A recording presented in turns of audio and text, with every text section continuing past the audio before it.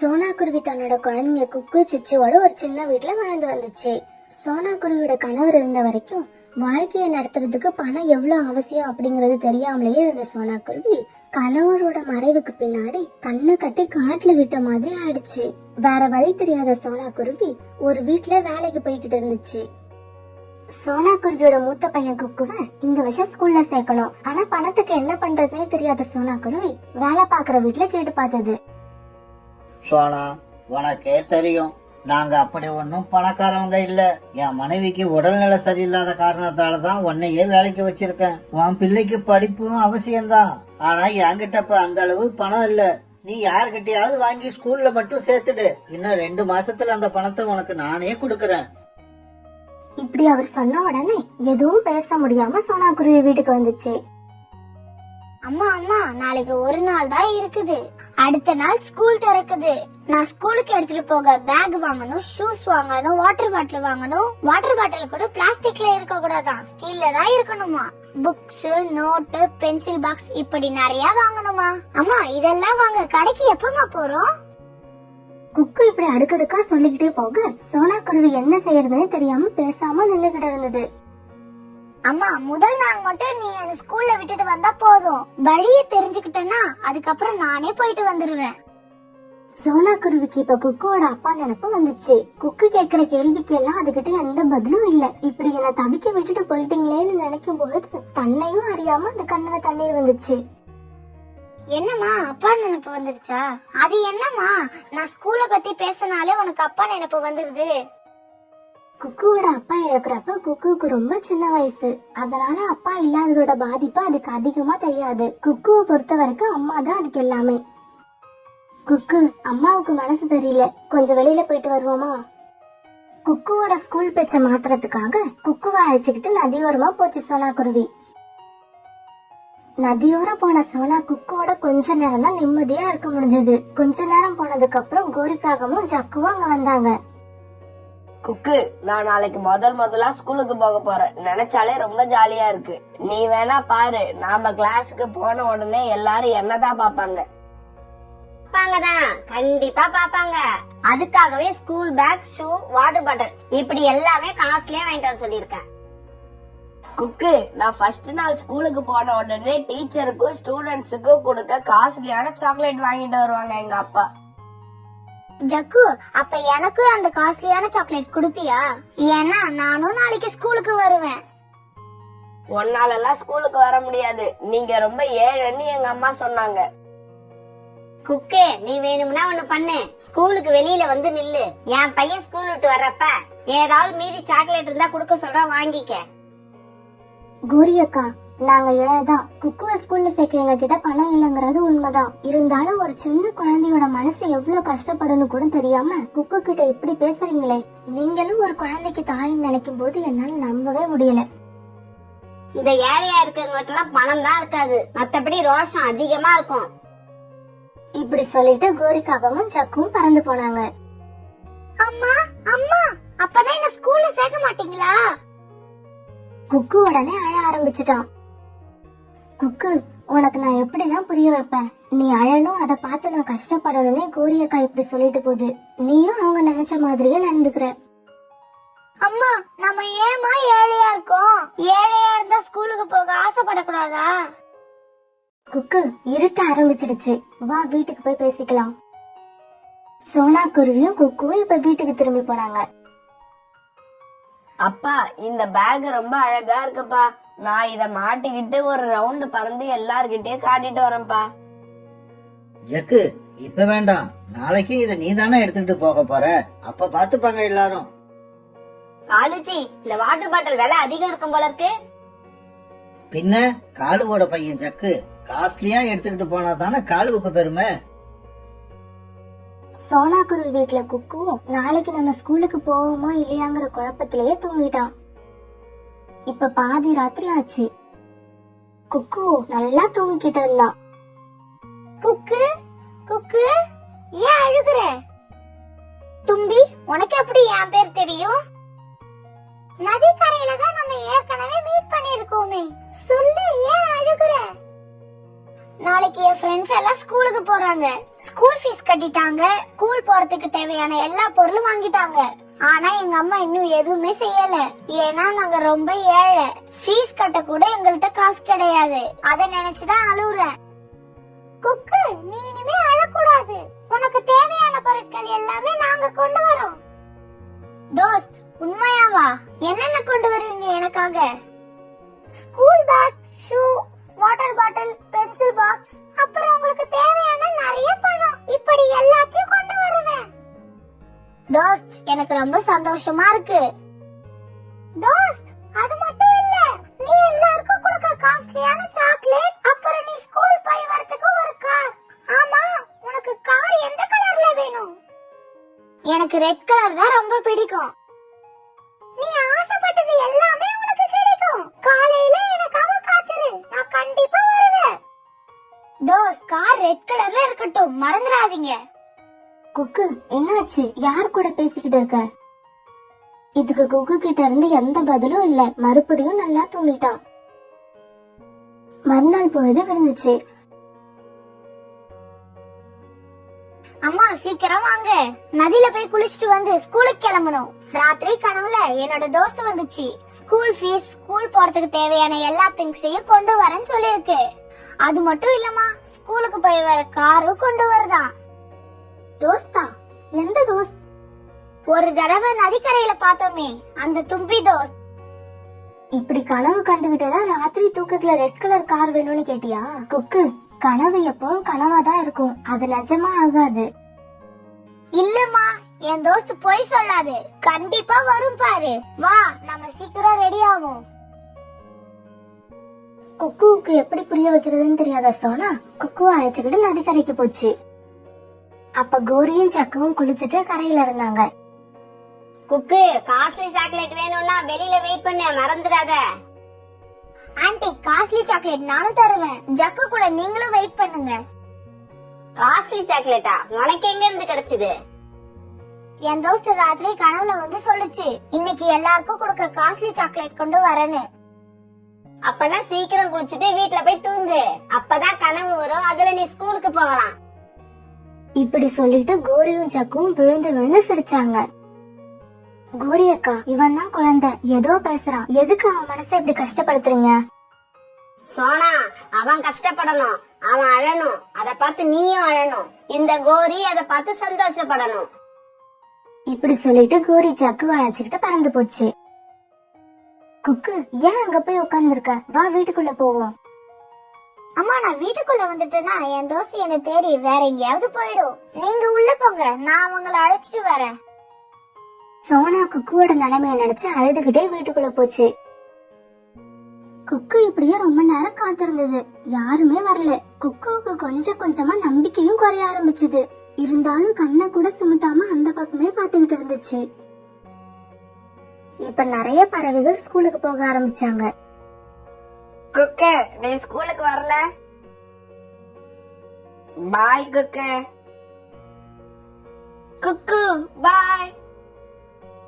எல்லாரும் ஸ்கூலுக்கு போக போக குக்குவுக்கு அழுகழகியா வந்தது. காலையில இருந்து எதுவும் சாப்பிடாம வெயில்ல வேற நின்னதால அதுக்கு உடம்பு வேற ரொம்ப பலவீனமாயிடுச்சு.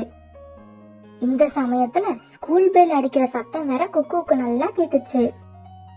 தோஸ்த், உன்னை நான் ரொம்ப நம்பினேன், கடைசியில நீனும் என்னை ஏமாத்திட்ட. நீ இப்படி ஏமாத்தினத என்னால தாங்கவே முடியல. இப்படி அழுத குக்கு மயக்கம் வந்து அந்த மரத்துல இருந்து கீழே விழுந்துச்சு. குக்கு, கண்ணை திறந்து பாருடா, கண்ணை திறந்து பாரு. அம்மாவை ஏன்டா இப்படி அழ விடுற?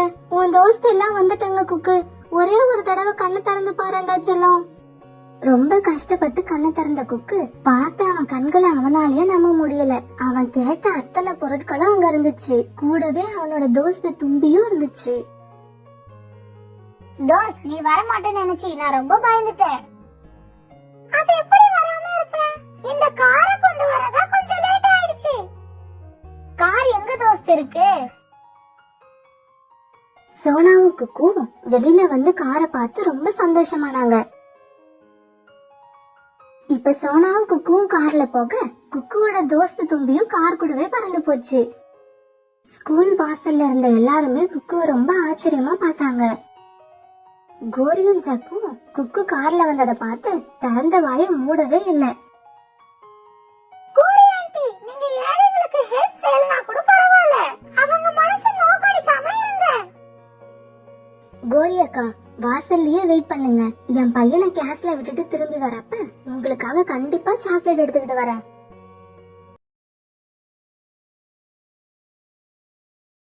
சோனா குருவியோட பொண்ணு பியூட்டி ரொம்பவும் அழகான புத்திசாலியான பறவை.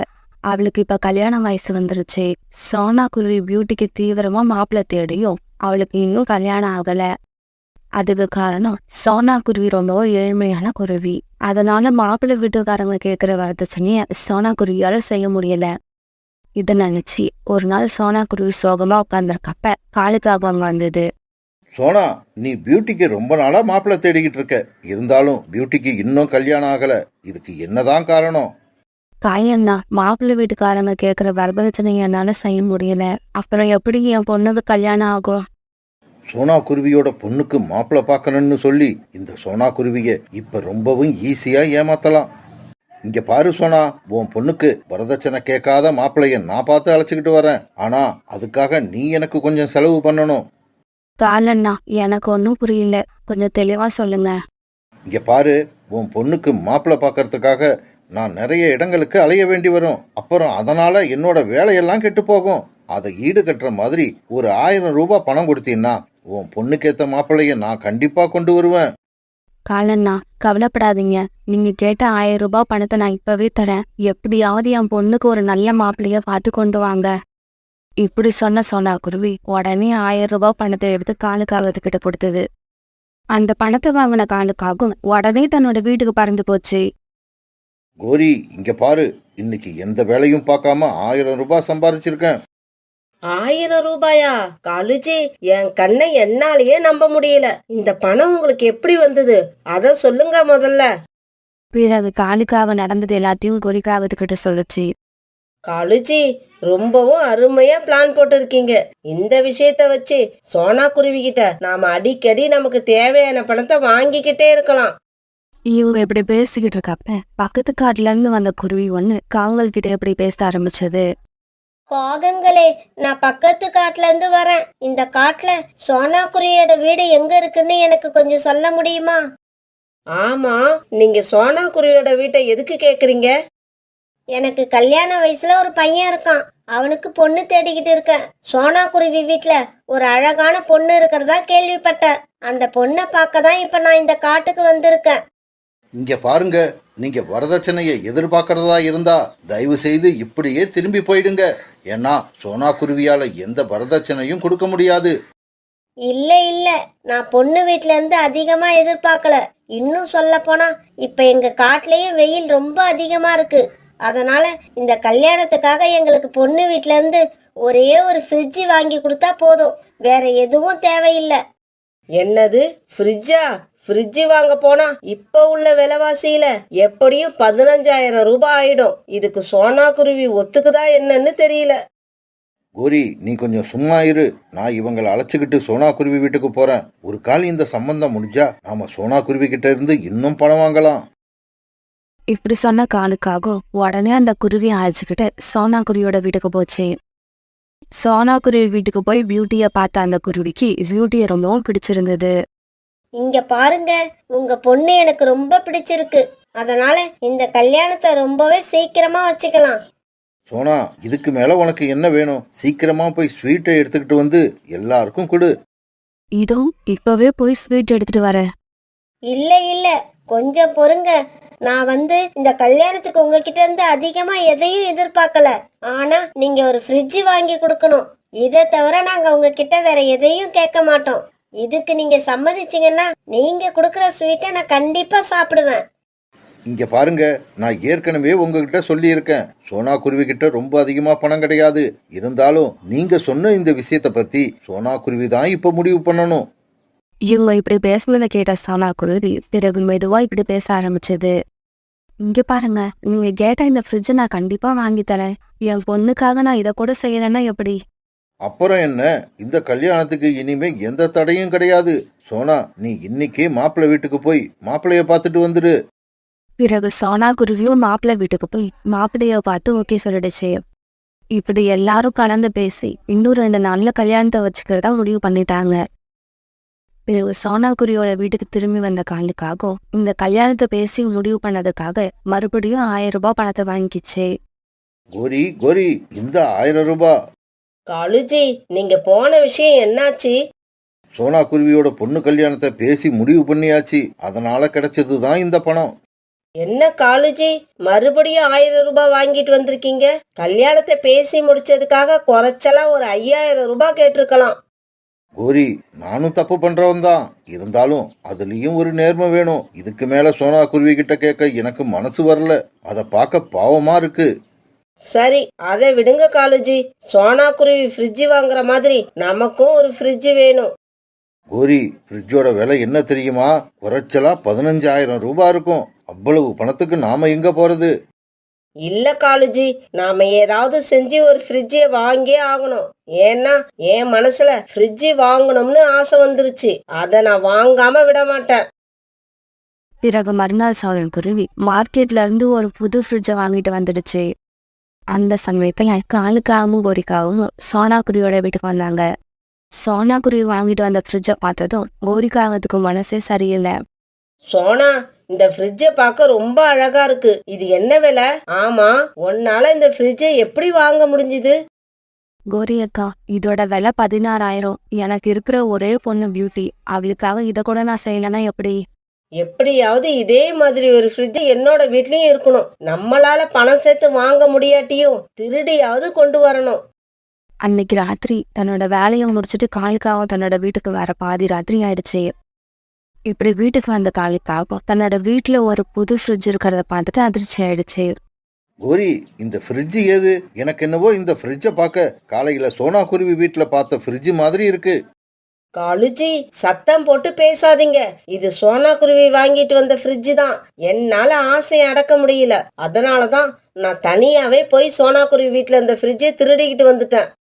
கோரி, ஏன் இப்படி செஞ்ச? இது ரொம்ப தப்பு.